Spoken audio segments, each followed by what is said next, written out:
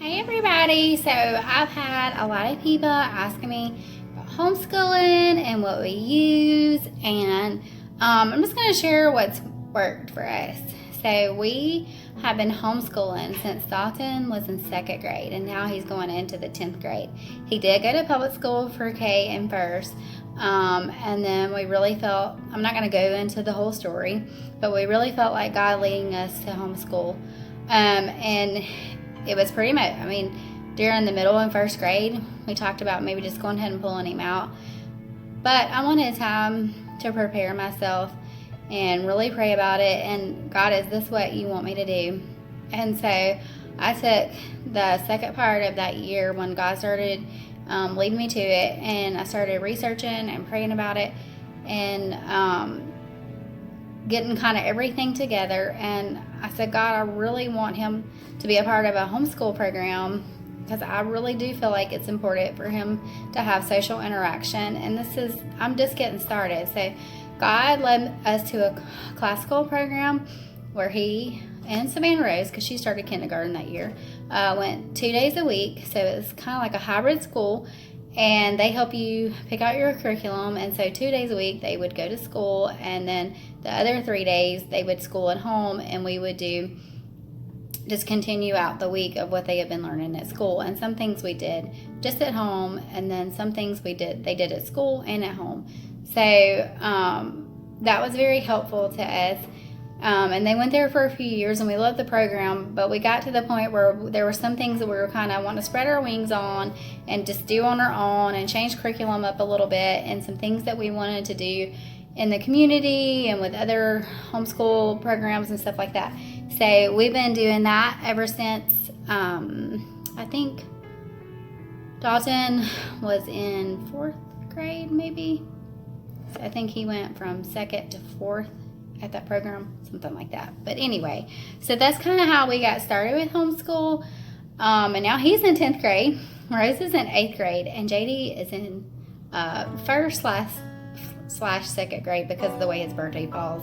His birthday is September 3rd, and because we're a homeschooling family, when I was looking at curriculums, there were some things that he was kind of more towards 1st grade level, and then some things he was in kindergarten level. And he actually went to a Friday program where he got to go all day, and they did math. They didn't do math. They did science and history and kind of some creative writing, critical thinking, art, and music. So he mainly did his history and his science there. And I'll talk about what he's going to do for history and science next school year. I did have a friend that gave me some curriculum from Sunlight. And so we did some of that last year, but we didn't finish it just because we only did some of it, because he was already getting his history and his science at the Friday program, and he was in the 1st grade program there, just kind of the way his birthday fell. And so the Sunlight uses a lot of just living books, and so we would read different passages from these books on different days, and we would do little projects and that kind of stuff with it. And a lot of these are Usborne Books, which is an amazing book company. They have a lot of like children's encyclopedias and learning books all about all kinds of different subjects. So you could piece together like what you wanted to study just by buying books like this. So this was kind of some history stuff, and so he loved these. And then we would do like little science activities and science projects. This is also an Usborne book. So that's kind of what we did for science and history last year at home. We took a very gentle approach to it since he is still in those younger grades, and my main focus was on math and reading. So we did, and sometimes if there was something that interested him, we would just talk about it, or we would go outside and do a nature walk. So you don't have to just stick to the workbooks. Get out, have fun. And so now my focus will be talking about what we did last school year, and what we're going to continue for him. So our reading, phonics, language arts program that we did was sing, spell, read, and write. In just a minute, I'll flip the camera and it incorporates a lot of singing, and he absolutely loved it. And so this past school year for JD, we did sing, spell, read, and write, and this is the teacher's guide. I wanted to show you this because it kind of shows you everything that's in there instead of me pulling all this all out. So at the beginning of the school year, we started off with Off We Go, and it was just a very gentle approach to just like talk about phonics, and there was a lot of fun songs, and it was very helpful. And he kind of flew through this. A lot of it was below his level, but I went ahead and we finished the whole book just so he could have a good foundation. Now we're working on the Raceway book, and because we started off with this one, he's not quite completely through with this one. So we're still working through it through the summer, and he needs to work on reading all summer anyway, so we're just using this. And then it also has an assessment book that comes with it that after each unit, it kind of tests him to make sure that he's comprehended everything, and he's been doing amazing. So I know that this is working very well because he's doing so well. Each time we take an assessment, he just flies right through it and does great. So here it has all these readers. So after each unit, you read through a reader, and there's reading comprehension questions that go with it, and that kind of stuff. Now this, of course, is showing some old school stuff, but we just have the CD. And a lot of times you can go on to YouTube, and there's a teacher that's done a lot of the songs, and she teaches some of the lessons, which is really good because I can turn on that video for him. He loves it. She's very interactive, and I can turn that on for him, and it kind of gives me a break from just sitting at the table with him, and he has someone else to listen to besides just me. So that's worked out very well that I found those videos. It has like a little raceway chart that mainly goes with this first one when he goes around and learning the different phonics. The first round of it is for this book, and the second round of it is for this book, and they can put little stickers on there and make their little car go around. And then has a little placemat. I have it here. It's under here. This goes with like the first little song that they sing from this book. And then it has all kinds of games with it, which this is perfect for him because he loves singing and he loves games. We're always playing games. And so this has been perfect for him. It goes through, and the first part of it just mainly goes through all of the phonics. And then it had let me find that page. I had a list of books that goes through each phonics sound, which was awesome. And sometimes if I didn't have the book, I would go on YouTube, and I could always find the book on YouTube, and he could watch it. So we did that, and then we've just been going through all the steps in his workbook for the next one. You can see it's got him filling in the blank. It has spelling words, and then it tells you exactly when to read what. So we have loved this curriculum, and we're going to do for language arts. We're going to do the good and the beautiful, and I do not have that yet. I haven't bought it yet. Some stuff I've already bought for next year, but I have not bought that yet because I was seeing how he did with this, and then to make a determination what level he was going to be at. So I didn't go ahead and buy that earlier this year when I bought some other stuff, just because I kind of wanted to see where he was at. Because the Good and the Beautiful website, you can go in there and actually download, I think it's 1st through 5th grade, their language arts. You can download it for free. Now, printing it may cost you a little bit, so you can kind of weigh the pros and cons of you printing it at home versus just buying it from them and getting it sent to you. But that's a way that you can go through there and see what level you feel like they would be at.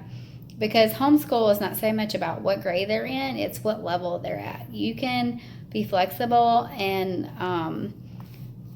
meet their needs where they're at. Instead of trying to make them all here, you can meet them where they're at. And then if you meet them here, then they're going to rise up to where the level they need to be at. But if you're trying to be up here when they're not up here, then you're just going to frustrate them, and they're going to come down instead of them coming up. Okay, for our math, this past school year, and we're going to continue it next school year because we have absolutely loved it. It's a very general approach. It's called Math Lessons for a Living Education, and it's from Master Books. And part of the reason why I've loved it so much is that before each lesson, it has a story. And that story incorporates math concepts and just real life things. And so,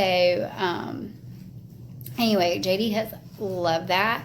And I have been amazed because I have introduced like a new concept to him during the course of this curriculum, brand new. He's never done it before. And I literally read him the story, and after reading the story, he can sit down and do the worksheet independently by me just reading the story, a brand new concept. I have been blown away because it makes sense, because you're relating it to real life. And so I have seriously just read him the story, and then he goes to do the worksheet, and I'm about to explain it, and he's like, oh, I already know, it's this. Just from him reading the story. Like, for example, I loved that they taught about counting by twos by using the story of Noah and the ark. A lot of their stories were, it's two little kids, and they're at their grandparents' house, and they're staying there for the summer. And so a lot of them was based on like farm type things, but when it came to counting about twos, the grandfather told them a Bible story, and it was Noah and the ark and counting 2 by 2. And so as you can see, let me hold this up here. So he had been talking about counting by tens right here, and it talked about 40 days and 40 nights, and so counting by tens. And then so it went through the story. Sorry, I had my place marked. You see how pretty that is, the artwork. And I mean, this story, sometimes the stories are only about 2 pages, but this one was just a little bit longer because he was telling the Bible story. But you can see how pretty that is. And then he went into talking about counting by twos. And then down here with some review of the addition facts that he'd been doing. And then we practiced his addition facts that he had already done. Well, you added like cards each week on what he was doing. So they would kind of introduce a concept and then review something that they've been learning. And when he finished the curriculum, each day when he was near the end of the curriculum, reviewed everything we had learned throughout the whole math. So it kind of made sure that he had gotten all of it and went back over it. So it did a very good job of making sure he was reviewing everything and retaining everything. And he retained everything he learned. And he would just use it around the house. I would notice he was doing something and he was using what he had learned just in playing. One thing we did was like a little place value village. And we had like the little cutouts, it looked like a little village. And that's how he learned about counting by tens and all of that kind of stuff in place value. So we used these, but I didn't have to buy a lot of manipulatives or anything to go with this. This is something I already had. My mother-in-law had given us. But you can do beans, coins, anything that works on counting. I like these because they stack. And so he loved doing that. And you can sort them by color and all of that kind of stuff. So that's what we use with our place value village. And sometimes it had encouraged them, like when they were doing addition and stuff, to use these. But a lot of times he just knew it, so he didn't have to use those a lot with addition and then subtraction and that kind of stuff.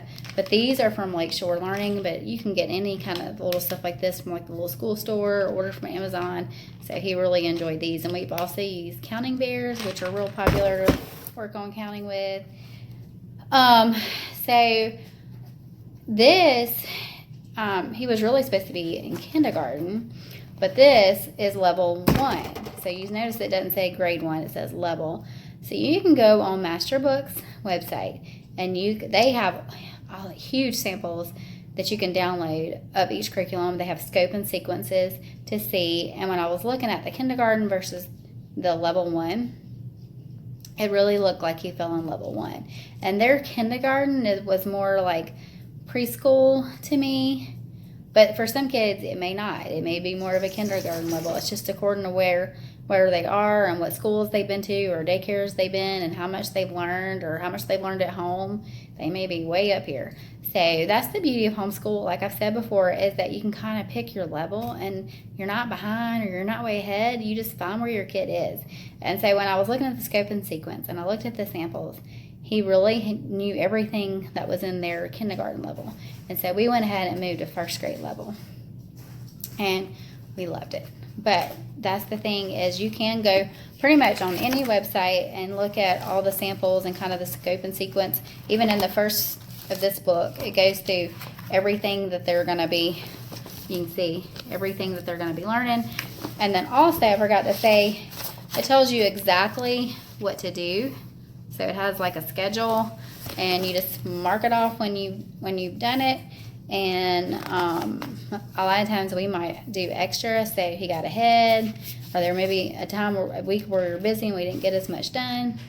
So next step is to talk about just some little creative writing for this level, kindergarten, first grade, second grade. When he went to the Friday program that I talked about, they use this little primary journal, and sometimes the teacher would give them a little prompt, or she would give them the sentence to write, and then they would draw a picture about it, or they could draw a picture, and if they were at the level where they could write sentences on their own, they could do that. And so we've done some of that at home as well, and this is something I'll continue next year, as now that he's writing more words and sentences and that kind of stuff, he can come up with his own little picture and own little sentences. And so that's kind of what we'll be using for some creative writing. I'm sure that also his language arts curriculum next year will have some of that on his level for next year.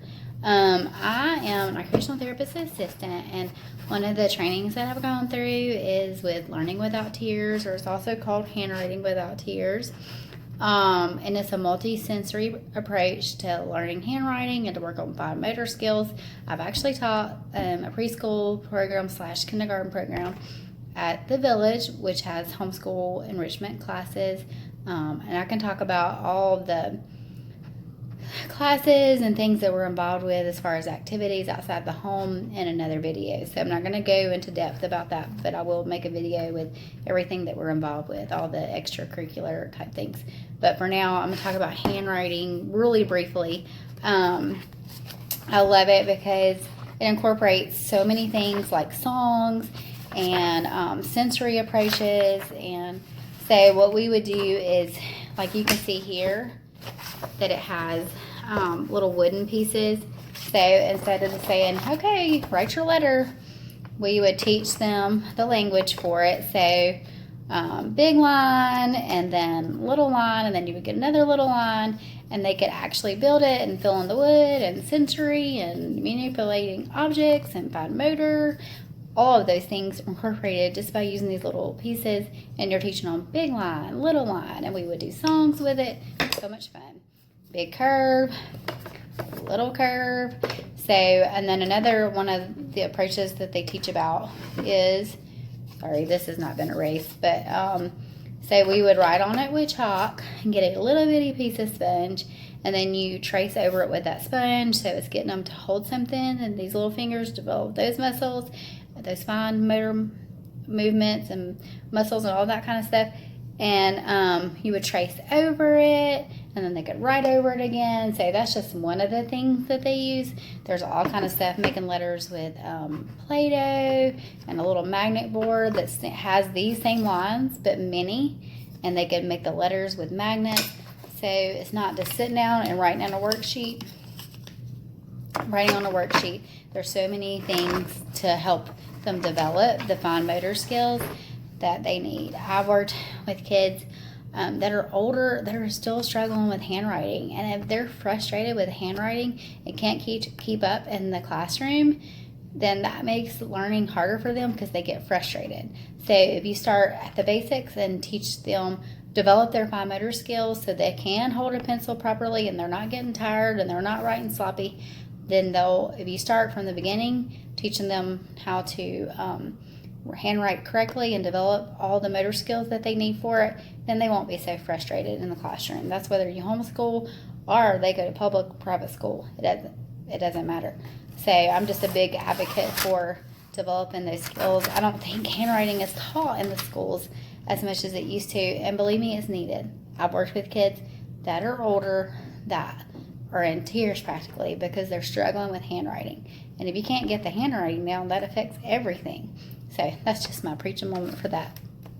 So one thing we don't really necessarily do a Bible curriculum because, one, they get so much with church and just things that we do at home, like between devotions and us just sitting down and discussing things in the Bible and reading the Word and scripture memorization and songs that have scriptures, like Seeds Family Worship is worship music, the scripture.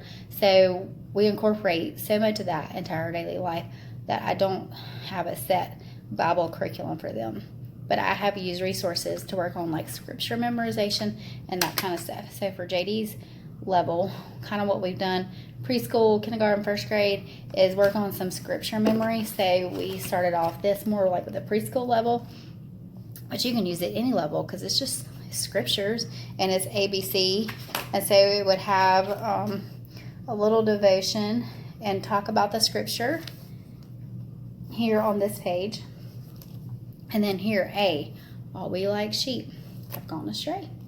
And so he went through this whole book and he memorized all of these scriptures. And this has a CD with it too that are songs and it talks about the scriptures. I didn't pull out the ABC CD, but this is the I am. And so once he finished ABC, we talked about I am. All the scriptures in the Bible that have I am. Like Jesus said, I am the bread of life. And so it would have the scripture on this page, and then over here it would have something that related to it, like a little devotion or a little prayer. And then it had the CD with it that has it has the songs that go with it, and it talks about it a little bit. So he would just play this over and over in this room a lot of times, and then later I would hear him singing the songs throughout the day. So very, very helpful. And especially, I've mentioned Seeds Family Worship, but a lot of times in the morning I would come in and I would turn on those songs. So when the kids are coming to breakfast, those songs are playing, and it just kind of sets the atmosphere for the day. So I encourage you in the morning, whether your kids go to public school, private, or homeschool, turn on some music in the morning, and just so when they're first getting up and they're coming in, that's the first thing that their ears hear, and it just kind of sets the tone for the day. It sets the tone for me when I'm hearing the worship music or the scriptures being sung. So that's kind of my whole Bible thing. And next we'll go on to science. So for science, we have mainly used Apologia. And when I go through and I talk about Rose's middle school, I can kind of share more about like what she did last year with Apologia. But for this, I'm going to talk about what we're going to use this year, and because JD and Rose are going to do the same science. And I'm just gonna, that's the beauty of homeschool, is that you can use some of the same curriculum like for history and science, and you can do different little level activities for each child. So what we're using next year is the good and the beautiful, and we're gonna also use some Apologia. So this is a unit on mammals, so it won't take the whole school year, it's just a unit. And you can see here it says K through 8. And it has different activities for different levels. And it has beautiful, beautiful books that go along with it. Read alouds that you incorporate into your lessons. See how pretty that is? I'm not going to like open all of this up because you can go on the website and look at samples of all of this. And so that'll be easier than me. This has to be put into a binder, so I don't want to get it all, but this is one of the pages, and I thought that was so pretty. Good and the Beautiful is very good about incorporating art into all their lessons. So what we're going to do is we're going to do this unit, but Rose loves Apologia. She wanted like all of the books. So we're going to incorporate some of their things that talk about animals. So we'll go through and do land animals. And later, when I talk about middle school, I'll show you one of the journals, workbooks that goes along with this. And so, but this is an amazing curriculum, and you can go on their website and look at all of it. And we've just really enjoyed it. It's something very easy to teach. And so that's what we're doing for science next year, is a combination of the good and the beautiful and Apologia. Hey, I hope you enjoyed this video. I hope that it was helpful. You can homeschool. And a lot of people say, well, I'm still working some and all this kind of stuff. I understand if you're working full time, you have to find an option for your child, whether it's private or public school. And so for those that don't have the option of homeschooling, I'm praying for you, and I'm praying that things get better, and I'm praying for your children.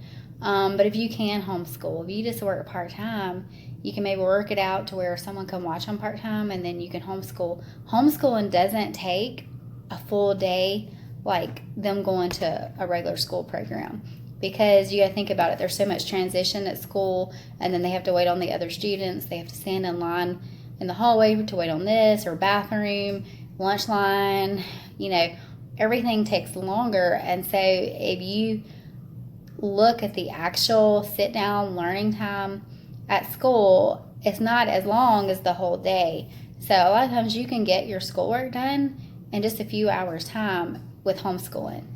So I pulled this out because it's not just all sit down and worksheet. Especially in the younger grades, I try to incorporate a lot of like sensory stuff to develop fine motor skills. So this is some petty. I just pulled this out just to show you one example of something that can kind of keep JD busy while I'm working with the older ones. He loves puzzles and little games and Legos and Play-Doh. So some of y'all are like, how am I supposed to do this? I got a young kid, I got an older kid. So you can get learning things for them out and just kind of let them kind of rotate around while you're working with your older child. And also there's programs online. JD's not doing any of his curriculum online this year. He's still young. And so, but he does have like Reading Eggs and Massey's. They're on the same website that I can put him on and have him have earphones so I can kind of keep an eye on him whenever he needs help with that. But it's something he can go and do by himself. So those are some things to keep in mind, like that you can give your younger child. So you can let your younger child just have a little rest time. Even though JD's 6, almost 7, sometimes I'll just get him to go and sit down and maybe watch an educational video like Magic School Bus, and he loves Berenstain Bears, and that's character building. So just because I don't want my child to watch screen, well, put something on that's going to be beneficial to them, like Magic School Buses, science, Berenstain Bears, character building, that kind of stuff. So they're not just filling their minds when junk during the school day where they're supposed to be learning. And I still get him to lay down and have a little rest time, and sometimes just go look at a book and just have some downtime after a busy day. And that's time where you can get stuff done around your house, spend time with your older kids, and that kind of stuff.